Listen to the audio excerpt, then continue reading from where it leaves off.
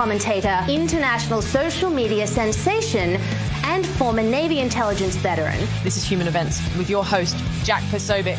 Deliver us from evil. All right, Jack Posobiec here, Human Events Special Edition. We've been running through the Chronicles of the Revolution, and this episode, this installment is one of the most important ones, and one of the ones that I really wanted to get to because in many ways, this is a story where people have heard of it. Conservatives may have heard of it. Americans may have heard of it. Westerners. And yet this specific story is told completely backwards. Everything you know about this is wrong. Everything you were taught about this was wrong. And we are going to attempt today to correct the record.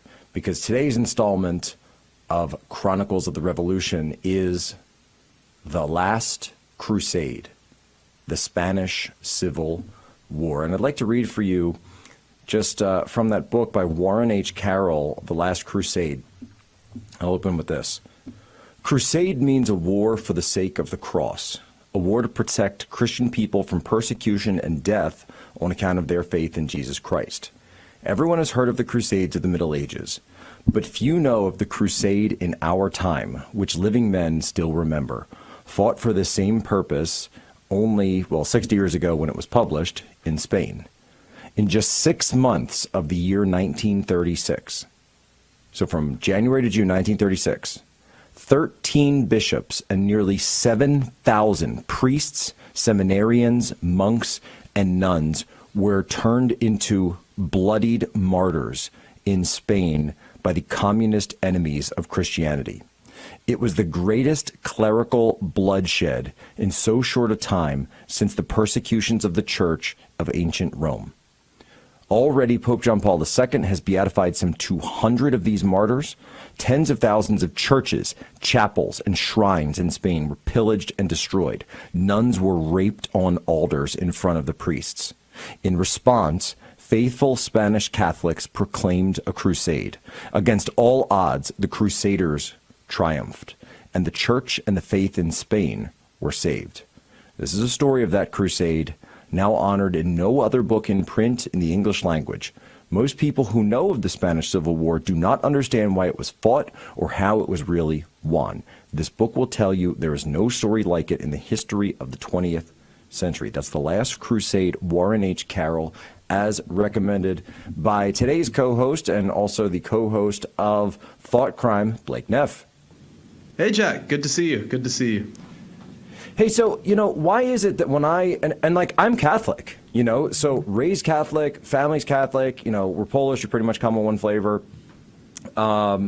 Nobody talks about the Spanish Civil War like this. We're all forced to read For Whom the Bell Tolls by Hemingway in usually high school or maybe elementary school, grade school. Other people might know about the Orwell book on the Spanish Civil War. Emma Goldman, who's a well-known communist anarchist writer who was deported from the United States for her for being a foreign anarchist. Who certainly played a role, I'm not going to say incited, but certainly played a role in the assassination of a U.S. president, President McKinley, which I wrote about in my Antifa book, Stories from Inside the Black Bloc. She plays a massive role in the propaganda side of the communists here. And so why is it the Spanish Civil War is just so lied about and nobody would ever look at it as a war of Christianity versus communism in the West? It's really fascinating. The line you'll hear is history is written by the winners. And at a minimum, the Spanish Civil War is the exception that proves the rule, if it doesn't just smash the myth to pieces entirely. Because as far as wars go, it's hard to think of one where the narrative is so heavily controlled by one side, and it's the side that lost, and to a substantial degree, the side that badly discredits itself in the act of losing. The Spanish Civil War, just as a general background for people who aren't super familiar with it, it's fought 1936 to 1939, and it's often best understood as sort of a prelude to World War II, and that's probably the biggest reason it doesn't get presented any other way. So Spain has a lot of social turmoil in the 20s and 30s. It's split between a very radical left and a more conservative traditional right, and they have an election, I want to say, in late 1935. And this conflict breaks out after an election where the left wins. And it's often, as a result, presented as between the forces of fascism and the forces of democracy. And it's such a dramatic oversimplification simply because the election itself that is supposedly democratic is this complete, bleep show, as we were, about, between the left essentially openly says if they don't win, they're going to, launch a violent revolution anyway. It's that sort of environment. You have an extremely anti-clerical government in Spain with very, very left-wing views. It's not simply like, oh, this is a fight for democracy. Like, you have a lot of communists. They want to do a red revolution in Spain. And actually, to piggyback off of, if people are watching these in order, we talked about how at sort of the end of the Russian Revolution, the Comintern gets set up in communist Russia, and they say, hey, we did it here in Russia. We have all this power. Now we need to export this abroad. So they try to get in Poland. Poland blocks them from coming in. But then here they are about 15 years after that, and suddenly, okay, let's go in and start funding the communist factions in Spain. And so you see a ton of communist funded from the Soviet Union, who again has this huge state apparatus behind them, funding intelligence, funding these factions, funding terrorist groups all throughout Spain in order to prop up this new, what they call the Republican government. But you really see it's just a hodgepodge of anarchists and communists, and which attracts many of the Western anarchists and communists that then go on later to write about this. The whole country is in a state of massive turmoil. And so what stands out about it is the winning side, the right side in the Spanish Civil War will be portrayed as fascists. But one thing that's interesting about it is it's a successful counter-revolution, and it's almost devoid of ideology. It's like everyone who just is against what's going on. It's a big tent military coup, essentially, that there's massive anarchy in the country after the election. And you get a collection in the Spanish army that just says, this country is out of control, we need to stop this. So they attempt a military coup in Spain, and this is how it starts. And the plan was just overthrow the government and have it, a normal coup, take over the government, no civil war. And instead, it only halfway succeeds. They take about maybe a quarter to a third of the country. And then what they do is there's a Spanish army in Africa where they still have a lot of Morocco under their control. And they put all of these African soldiers on planes and they fly them into Spain. And they're basically the only regular soldiers in Spain. And so a few thousand guys just sweep over half of the country.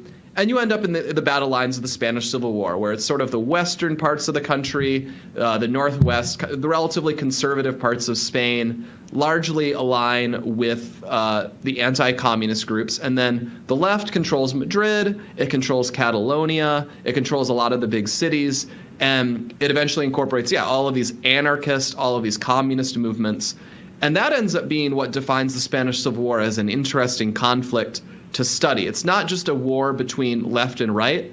It ultimately becomes a great example of how the left always ends up ripping itself apart, because the biggest reason they lose this war is the left can't agree on anything, and they're shooting each other constantly. I've been recommending a book each time, and you mentioned George Orwell's book earlier. That book in question is right here, Homage to Catalonia. So Orwell was a left-wing British journalist. Excuse me. He's a left-wing British journalist, and he goes to Spain and volunteers. A lot of international socialists volunteered to fight in this conflict. And he volunteers with one of the socialist militia groups. I think it was POUM is the group he happens to join. There's a ton of them. And he fights. What does the M stand for, Blake? I actually can't remember. Marxism. Oh, Marxism. Okay, come on. Throw me a That's vote. kind of a gimme. So it's supposed to be a layup, brother. It's supposed to be a layup. Yeah, sorry, bro. I'm not thinking straight these days. And so he gets he endures a lot. He gets shot in the throat. There's a very interesting description of what it's like when you think you're going to die, like what goes through his head. But he just describes he's in this POUM fighting for the revolution, and then he goes back after he gets shot. He's on recuperating. And then the group he's in gets declared, it gets proscribed by the left-wing government in Madrid, and they're arresting and shooting a bunch of the members of the His militia that he's group in. gets banned, even though they're the Marxist, but then the government Marxists say that they're against these Marxists, and now they're slaughtering. So a lot of these, by the way, you'll hear in the Spanish Civil War, they'll say, oh, the Franco, and we'll get to Franco and all of it. Don't worry, folks, we'll explain. But they'll say, oh, he was so repressive and so horrific. But you have to understand, the Spanish communists were even slaughtering other Spanish communists, in addition to the priests, the nuns, and everything else you saw in the early stages of this. Constantly. So I looked it up. The Workers' Party of Marxist Unification was POUM. They were formed by the fusion of the Trotskyist communist left of Spain with the Workers' and Peasants' bloc against the will of Leon Trotsky, with whom they broke. So just all these layers of commies hating other commies. By the way, I do have to throw out there, one of the units that I talk about a lot, they called it the International Antifa Unit. This, of course, plays a role in, so I wrote a chapter on the Spanish Civil War in my Antifa book, because Antifa, even today, they are just enamored with the Spanish Civil War. They are constantly talking about it. They are constantly talking about reliving it. They're trying to sort of recreate it in northwestern Syria right now, this place called northeastern Syria, Rojava. They call it the Rojava Revolution, which is probably a story for another day, folks. But they're traveling there to try to create a communist homeland the way they were traveling to Spain in the 1930s to try to create it. And specifically, they actually called themselves the International Anti-Fascist Brigade. And their moniker as well was the Ernst Thälmann Brigade. We talked about Ernst Thälmann in the last episode, because Ernst Thälmann was the name of the founder of Antifa, also the leader of the Communist Party of Deutschland at the time, who I believe at this point by 1936, because 1933 has already happened, he's been arrested by Hitler and thrown into one of the concentration camps. So Ernst Thälmann becomes this cause célèbre for the international communists, and they even go so far as to refer to him as the name of their brigade in the Spanish Civil War. And so the reason I bring it up in the nomenclature is to explain to people that there's a direct line through to all of these things if we just travel all the way back throughout history. And it's not like it's one separate thing here in the U.S. and then there's communism and then there's Antifa. No, if you look at it from the communist lens of history, there is a direct line all the way back, really, to the French Revolution. Exactly. It's the whole war is so interesting just to look at. There's an incident. This is what George Orwell gets caught up in. It's called the May Events, because communists have weird names for everything that happens. And so in Catalonia was very aligned with the left, but it was controlled. Spanish Marxism was a really strange beast. It was much more anarchist. It was what we'd call syndicalist, which is sort of decentralized. And so you'd have these decentralized anarchic groups, and they were in conflict with communists who were essentially just pro-Stalin. And so the POUM, which Orwell was in, which by his own description, he seems to have just joined them almost randomly, like that was the nearest office he could walk up to. But they were ones who were opposed to the Navy. Yeah, they were opposed to the Stalinist line. They were independent communists. And then in Madrid, this pro-Stalin group is taking over, and they care just as much about purging every member of the left who's not pro-Stalin as they care about winning this war. So in the May events, you just have members of the government going and shooting well over 1,000 people in these street battles because they're not aligned with the version of Marxism that they want. And in comparison, it stands out that the big tent of the right in this war is a lot more united, and there's far fewer, they aren't purging each other. And I think this is an important thing to get about the war, is a lot of, there is a white terror in this war as well as a red terror. A lot of communists are shot, but Spain does remain intact afterwards. So Generalissimo Francisco Franco becomes the dictator of Spain after this war, and he is a dictator. They will call him a fascist. He's not really a fascist, like in any way that you analyze fascism as an ideology. It just doesn't align with him. He is an authoritarian conservative. That is what he is. He's like, I'm just keeping things in order before Spain can go back to being this traditional Catholic monarchy. That's how Franco views himself. And what's important about that is once he wins and is in power, he doesn't he doesn't end up shooting thousands of his own followers like Stalin does or Mao does or essentially every left-wing government. He doesn't have these cyclical waves of purges. He doesn't reinvent all of Spanish society. There is no terror famine in Spain where they just starve to death 1 million people to show who's boss. He just, runs Spain as an authoritarian government. And, there's reasons to not like that, I'm sure, even if you are, a Catholic conservative. But it really stands out that, we mentioned the other day how Russia just gets massively screwed up because of the decades of Soviet control and all of the violence they inflict on their own people. And Spain doesn't really have that. Franco dies, Spain transitions back to being a democracy, and a kind of annoying left-wing democracy, I think we'd agree. But the country isn't irrevocably broken. You don't look at Spain and have to go, oh yeah, we lost unlimited amounts of our nation's heritage and our society got irretrievably messed up because of this civil war that we fought, a century ago. And Blake, I think if that really illustrates the gap between left and right on these things. And if I could we very quickly just get a medical update on the current status of Generalissimo Francisco Franco? He is still dead. Still dead as of right now, this moment. As of the moment. It could change at any time, but for now he does remain deceased. It's an old SNL joke, folks. But if as you say, there's this really idea that it was the revolutionaries, if there were revolutionaries here, these were on the left, whereas Franco comes in and certainly is quite brutal in many of respects in fighting them. But when he does take power, it's doing much to restore, or at least attempt to restore, many of these aspects of Spanish culture. One of the chief examples of this, and chieftain, by the way, caudillo is what he refers to himself after taking power, is the restoration of the church. Of course, the Spanish church has always been played a just outside role to Spain, Spanish history, going all the way to the Reconquest, and then, of course, the Spanish crown in the same year, 1492. The Reconquest. People understand that for 800 years, Spain was controlled essentially by various forms of Muslim leaders. Except at one point, they had lost everything except for like one mountaintop in the north, and then eventually fight back all the way to the Battle of Granada in 1492 in the south, win.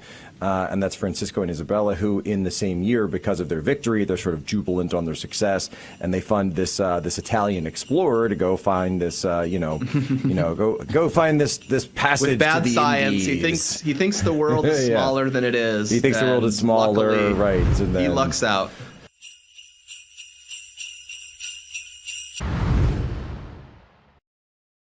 You have this General Franco, who himself is Catholic, although not a priest or a member of the clergy himself, not a religious official in any sort, but he really takes upon himself to restore the church. You see this with Napoleon in France as well. And so Juan Carlos, who became king after Alfonso was restored, he's still alive, though I believe he stepped down recently, a couple of years ago, still alive, and in favor of his son. So his son's the king. He's, I guess, the king emeritus at this point or something like that. It's for the best. I think monarchy starts losing its vitality when your king is always 85 years old. So we should just have Saudis.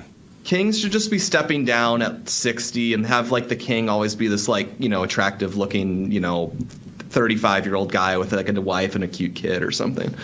Monarchy would last so much longer if that was the case. But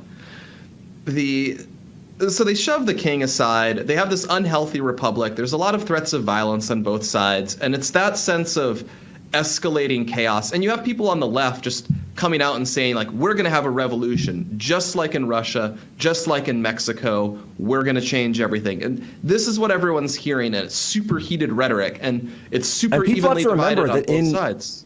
In the 20 years since the Russian Revolution, right, the Russians are going around all over the world. The Russian communists are going all over using the wealth of Russia to fund these potential communist uprisings. There's many failed uprisings. So in Spain, in some senses, you could call it a failed communist revolution. But there's a ton of these all over the world. Of course, we know about the successful ones. But this is something they're constantly attempting to do all over the world. They try it in Mexico. They try it in Spain. They really try it all over Europe. Yeah, I think Bavaria in southern Germany. There's a failed communist government in Hungary that was very famous in this time. It was led by this communist named Bela Kun. Bela Kun. He tries to do what we think of, radical communist stuff, shoot priests, dictatorship of the proletariat. He lasts like 6 months, and then the Romanians come in and kick him out. Romania's best contribution to humanity, I would say. And, largely forgotten today. I think he might have been shot by Stalin eventually, which he richly deserved if so. But it's famous at this time. You have these fire-breathing left-wing revolutionaries who were like, yeah, I'm going to take power. I'm going to shoot the priests. I'm going to seize all of the farms. We're going to collectivize things. We're going to have a revolution. And, that terrifies a lot of people. And it's what drives a lot of radicalism on the right, which was ultimately very destructive. Like, we get fascism is substantially a reaction to communism. Not a good one, but it was that.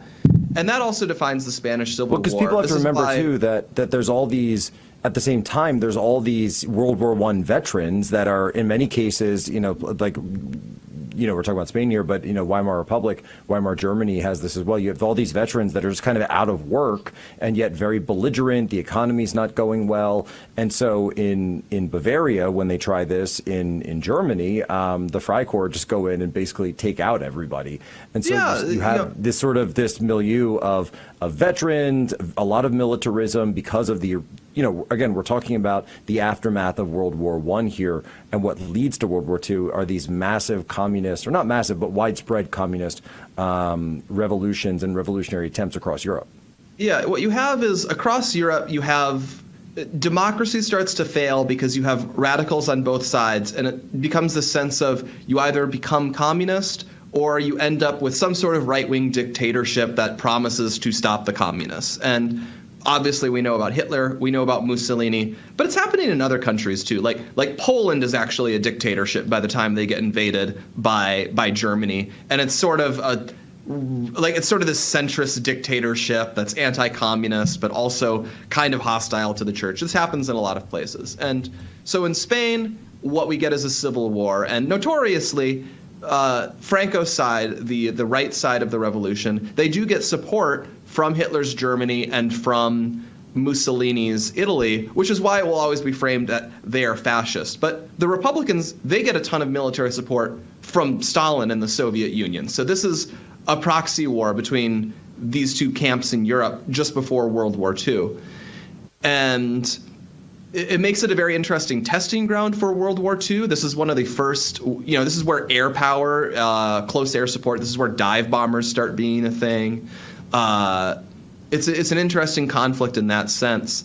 And, what does stand out is it is a very ideological war. It is a war between, fascism and communism, but it's ultimately fascism is not what's defining the Spanish right at this time. There is a fascist party in Spain called the Falange, the Phalanx, but they are not the leaders of the right. And in fact, they get very marginalized after the war is over by Franco, which is why, he doesn't join World War II, because he's not actually allied to Nazi Germany to that degree. And it very much shows the power of the left to push its narratives, that this then gets framed as a fascism versus democracy thing rather than just a communists versus everyone sort of thing, which is what the war actually devolved into. And the memory of the conflict since then also has some important takeaways for us, because we've seen in the U.S. where, they're knocking down Confederate statues or statues of the Founding Fathers. And Spain is a country that's had something very similar to this, because they built a lot of monuments to this conflict. There's a big area called the Valley of the Fallen, and it's a big cemetery for a lot of people who died fighting in Franco's army, and Franco himself was buried there. And a short time ago, they literally just dug up Franco's body. The government intervened to do this. And they've done a lot to destroy monuments to this conflict that it's worth remembering, until just about 10 years ago, a large number of people in Spain still had living memory of this. This war ended not even, about 90 years ago. So into the 90s, you had a lot of people who had lived through this conflict, and yet it became this huge social fight that they had to blot out the memory of the people who actually won this war. And importantly, they clearly didn't shoot everyone who disagreed with them, because there were still a bunch of left-wingers available in Spain to take over when it was all over. There's a great article, and I have to give a huge shout out to someone who co-hosts and has guest hosted here on Human Events daily, Evita Duffy Alfonso. Yes, the same Alfonso. She wrote, "And what my family's bloody history in the Spanish Civil War," and she's talking about the FBI assault on Catholics, but this is up at thefederalist.com. And she talks about the massacres of communists, the massacres of Catholics that go through, talking about how the anti-religious radicals just take over the entire state apparatus and start banning religious schools. Crucifixes are taken out, Bibles are taken out, religious marriage becomes declared invalid, anti-church propaganda is everywhere. All the land is stolen from the churches, etc. And so anyone who is considered an enemy to the revolution, right? How many times have we seen this again and again? An enemy of the revolution is taken out. She said that her great-grandfather, who was the subdirector of this large metal company, gets basically a kulak, right? So a subdirector of the company, not like a vice president, not someone who's the owner or anything, but someone who's more well off. He gets purged, he gets locked up. And there's a bit here that I wanted to get to where it says that, and of course everyone's fleeing constantly. Here we go. "One of my great-grandmother's extended family members was a priest during the war. He was captured by communists and was forced to dig his own grave. He stood before a firing squad on the edge of his self-dug grave. When the squad fired, only his arm was grazed. The priest then begged the men to shoot him." So he's begging the men to shoot him, say, "Just put me out of my misery, let me die a martyr." Instead, the communists decide to throw him in the grave and bury him alive. So just like we see in France, just like we see in Russia, the level of brutality that you see unleashed in this civil war is really shocking. It is. There's a whole phase called the Red Terror, that we mentioned. That's where all of these priests are murdered. It's like the Civil War breaks out. And again, it's always like you're flipping a switch of some kind where, they're trying a military coup. It's time to kill tons of people. And there's just this huge orgy of bloodletting across Spain. And that's where you get a lot of the worst atrocities. It's like a couple months long where they just are going and they're shooting everyone that they suspect. And if you know the left, you know that they are always suspecting everyone, especially people on their own side. So first you shoot priests, you shoot nuns, you shoot bishops, you shoot local landowners, and then eventually, you're shooting the anarchists because they have a slightly different interpretation of, Gramsci or whatever thinkers in vogue at the time. So when we see all this, then how do you get a guy like Ernest Hemingway, which I mentioned before, and you get For Whom the Bell Tolls, and it's like this love story, and the American is volunteered, and he's got to go blow up this bridge, and he meets this Spanish girl, and she's so wonderful, and the nationalists have treated her so poorly. And how does Ernest Hemingway, participate in something like this and actually see it personally, and then leave to write this story, which seemingly bears no relation to the things that you and I are talking about? Well, yeah, the left has always had a great strength of being able to push its narratives. We talked yesterday how they would have spin on the Soviet Union, one of the truly intolerable regimes with basically nothing worth defending about it. And yet they got defended by the left in the West for, about half a century before they were willing to even admit Stalin did anything wrong. And in Spain, it's even more complex than that, I would say, because I would concede that, Spain was a failing democracy, but it was a democracy. And this war, it was begun by the right. They attempted a military coup. And I think that made it very easy if you're an American who's pro-democracy to see like, oh, democracy is under attack. It's, you're in a situation where it's easy to be propagandized. And you create this sort of romantic narrative where, and I'll just say it, when I was in Ukraine last year covering this. I actually met with some American reporters there, and I mean, they were just totally gaslighted to the point where, you know, they were talking as if they were in some kind of romantic movie and they were fighting for freedom and the cause of the noble Ukrainian people against the Russians. And, you know, you ask some basic journalistic questions like, okay, that's great. But how does Ukraine plan to, you know, win the war? And aren't a lot of the Ukrainian men being killed? And there's just no concept because they're wrapped up in sort of their own movie version of this. And by the way, I should also mention not only Ernest Hemingway, but none other than John Lennon himself appears in a film depicting the Spanish Civil War. So it's not just worse than Walter Duranty. You've got Hemingway, you've got Orwell, you've got, though at least Orwell kind of comes away a little bit disillusioned.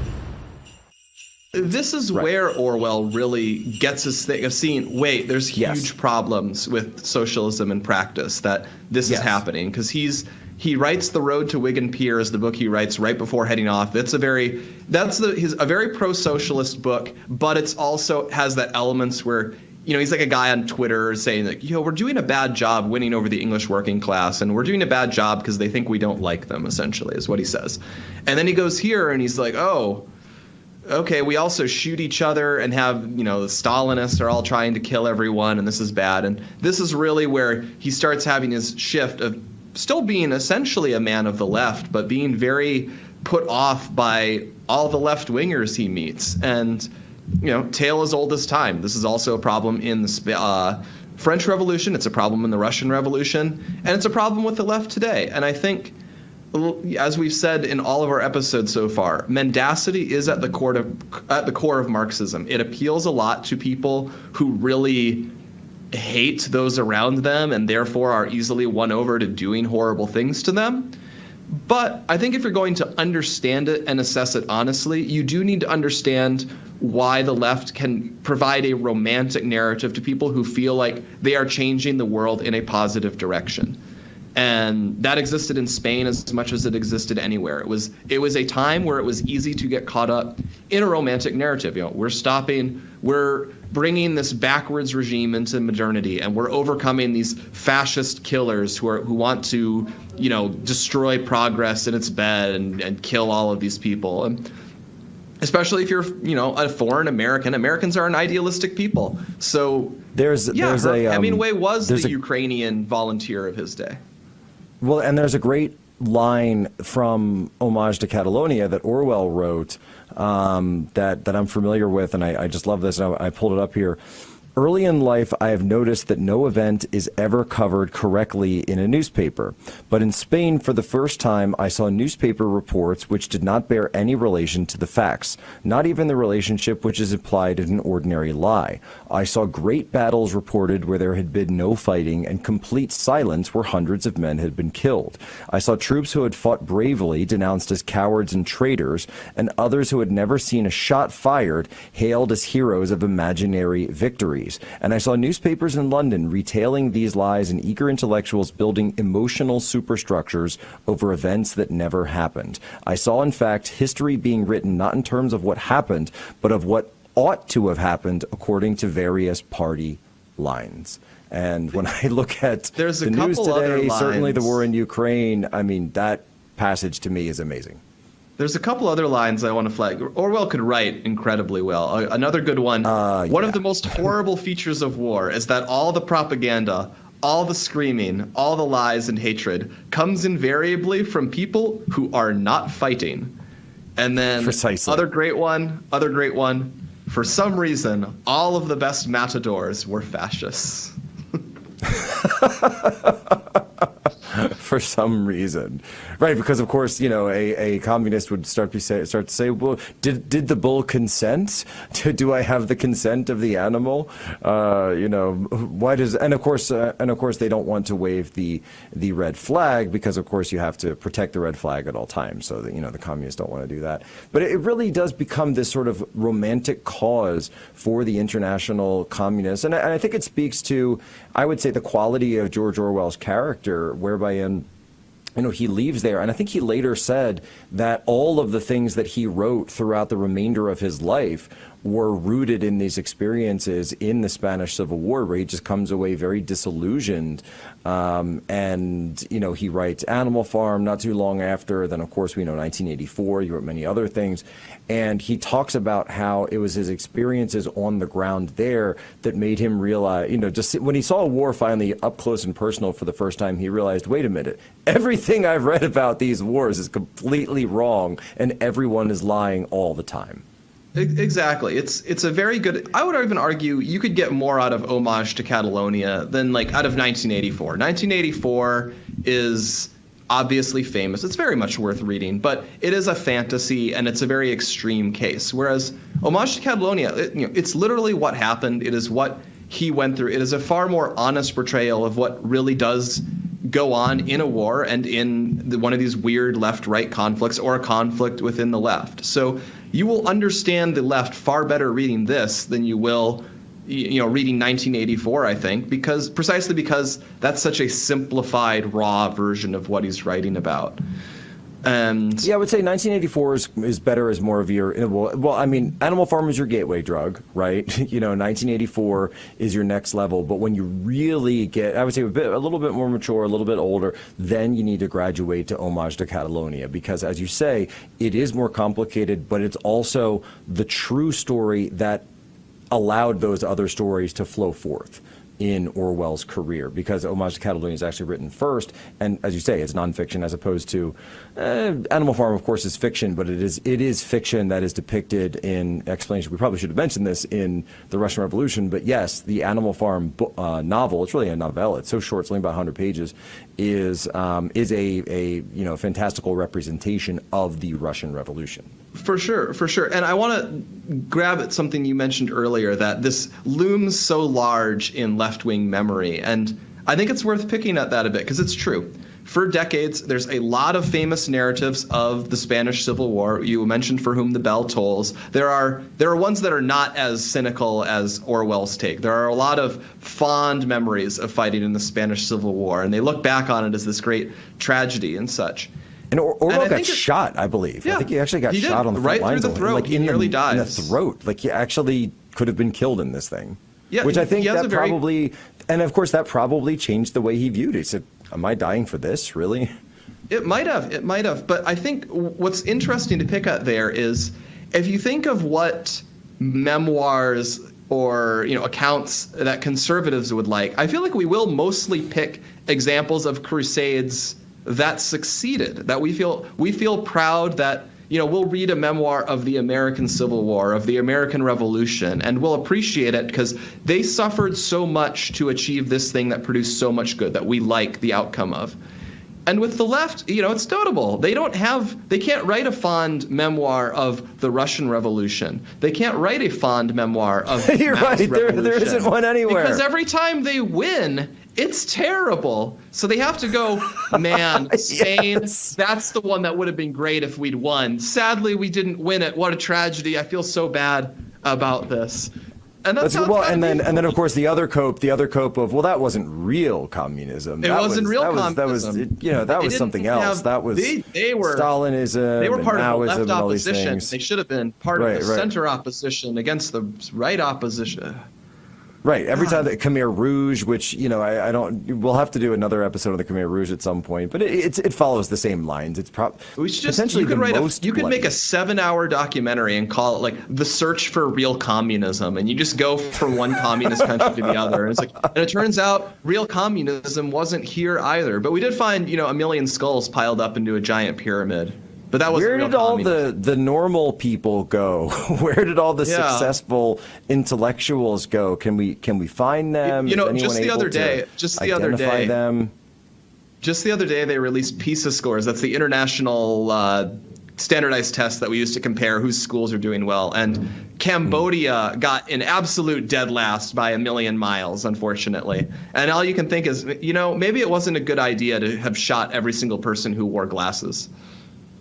Right. So, and this is what Blake is saying, that when the Khmer Rouge took power, which was an extreme Marxist organization, Not real communism, though. They weren't real communists. Again, not real communist. Extreme Maoist organization. That's why they'll even say Maoist. They're not really communists. They're just Maoists. And you're right. They just slaughter the intellectuals. Just absolutely slaughter them. In fact, at one point, I remember they and there's a little bit of a tie to Kissinger here, right? Because Kissinger's bombing Cambodia around this time. They're taking power. At one point, they go into the capital, Phnom Penh, and they tell everyone, the capital's about to be bombed. The capital's about to be bombed. Everyone needs to flee. And so all the successful, rich, intellectual people, or not just rich, but well-off people, flee the capital. Well, the capital wasn't about to be bombed, and the communists just take all their houses and then take all the people and put them in concentration camps.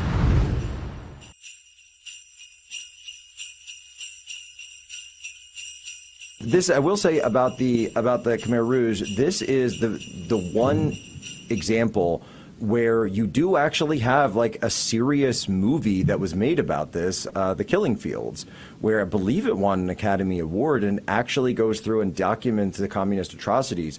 But I've said this for years. You'll never find a movie about the Communist Revolution in China, the Russian Revolution, the Chinese Cultural Revolution. You'll never see one on the Spanish Civil War from the perspective that we're giving you. Basically, everything that we're talking about throughout this entire series, you will never find depicted in Hollywood. For some strange reason, Blake, I can't figure out what that is. It's even though, before we close, I want to tell this amazing story, just because it's an amazing story. So early in the war, there's an infamous moment in the Spanish Civil War. There's the city of Toledo, not the one in Ohio. It's Toledo in Spain. And it's historically a major city. Historically, it was a major city.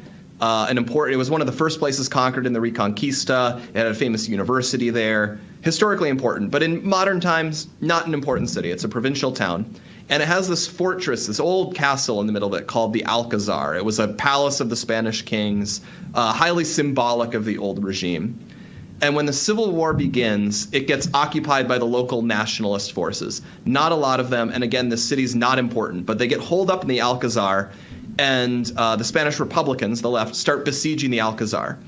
Again, not an important military target at all, but it becomes hugely symbolically important. So Franco, who's leading the forces on the of the right, is like, we have to relieve the Alcazar. We should try to relieve them before the siege falls, which, it really shows it shows the old chivalrous spirit. Like, Stalin would not expend a lot of effort to save people just because they were his fellow travelers. Or if he did, he'd, frame them of something and shoot them afterwards.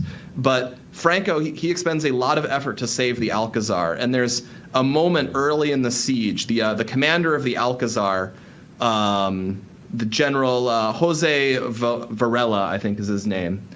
And what they do is they capture the son of the commander. No, it's Moscardo. Jose Moscardo is the guy who's in command. And they capture his son, a 24-year-old. And they just say, if you don't surrender, we will shoot your son. And the Colonel Moscardo asks to speak to his son, and his son asks, what should I do? And his father replies, commend your soul to God and die like a patriot, shouting, Viva Cristo Rey, Christ the King, and Viva España. The Alcazar does not surrender. That, answered the son, I can do. And he was shot immediately afterwards, and for the rest of his life, Franco allowed the commander to wear black in public in a sign of mourning for his son. And, whatever else you think of the conflict, I think you have to be moved by that, to be willing to sacrifice your life for a principle like that in such a stark way. And this really goes to show you, and of course it's Spain, right? So anything the Spanish do, they're going to be completely impassioned one way or completely impassioned the other way. The moderates don't do well in Spain historically, or wherever. That is the Spanish blood. You're either full in for, again, and certainly to be sure, there's a lot of romance in monarchy, in the crown, of course, in the throne and the altar of the church, the Passion of the Christ. These are very romantic stories. And this is something that has carried them throughout the centuries, I believe, and even into the modern age in many cases. But they've created this idea of the romance of the Spanish Civil War, where if you study, and the reason I say this and the reason that I became more interested in the Spanish Civil War is because as I was studying Antifa back in the days when I used to infiltrate their meetings before I was well known and readily identifiable, or I would just lurk around on their websites, which obviously I still do, they are constantly making references to it. The same way that you and I would make references to, or just normal people would make reference to like a TV series or quote something. They will make these obscure references to the Spanish Civil War all the time, and it very much is their modern currency within the movement. So it's something to them which they're constantly refighting and trying to recreate. And again, it's because it's the one they lost badly, and so they can say, if we'd won that one, that would have been real communism. That would have been the real one where everything would have been great, other than all those people we killed. And then it would have been true socialism, which otherwise has never been tried. They've never gotten around to trying it ever since. Such a tragedy. They should work on that. They should work on making sure that they can try a real socialism. Blake, incredible. Give the name of the book again. By the way, the other book that we have to throw out, I don't even think we've said it, is Minor of Troubles by Paul Kemp, which is another. He was a volunteer for the Nationalists. Just an example of something that people could read that's not exactly biased the way that you were taught. Exactly. This is such a propagandized conflict. It's worth reading the stuff that is largely ignored. Luckily, Homage to Catalonia you can still find everywhere. They can't censor Orwell. And then the book that we mentioned off the top, which is The Last Crusade by Warren Carroll is his name. So check those out, learn the real story. For Christians out there who are interested in what a last stand looks like when your entire religion is about to be wiped out because they are under attack from the government, obviously something at a time when the FBI is wiretapping and infiltrating traditional Catholics in the United States, going after pro-lifers, this Spanish Civil War is something you need to study. Ladies and gentlemen, as always, you have my permission to lay short.